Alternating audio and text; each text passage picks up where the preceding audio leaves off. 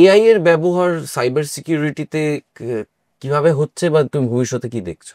বিজ্ঞানের তো দুটো দিক থাকে, একটা হচ্ছে ভালো দিক, একটা মন্দ খারাপ দিক। তুমি বাজার থেকে একটা বড় ছুরি কিনে আনলে, সবজি কাটার বা মাংস কাটার চপার কিনে আনলে, তুমি সেটাকে মাংস কাটার কাজে লাগাতে পারো, কাউকে খুন করার কাজে লাগাতে পারো। এআই অবশ্যই হেল্পফুল। ধরো এআই কে যখন কোনো প্রম্পট দিচ্ছি, আমরা কি ধরনের ডেটা ওকে প্রোভাইড করছি, তুমি ওকে যেটা ফিড করাচ্ছ ও সেটা তোমাকে বমি করবে একেবারে।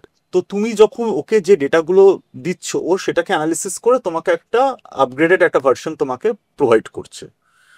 তো আমাদেরকে এটাই খেয়াল রাখা উচিত এআই ইউজ করার সময়, যে আমরা এআইটাকে কাজে লাগাবো কিভাবে, আমরা কি কোন প্রম্পট দিলে আমি কে সেইভাবে কাজটা পাবো। তো আমার কনফিডেন্সিয়াল ডেটা যতটা পারবো আমি মনে করবো এআই কে কম দেওয়াই ভালো। ধরো চ্যাট জিপিটি তুমি ইউজ করছো, গ্রক ইউজ করছো, জেমিনাই ইউজ করছো অফিসিয়াল ওয়ার্কের জন্য, দ্যাটস গুড।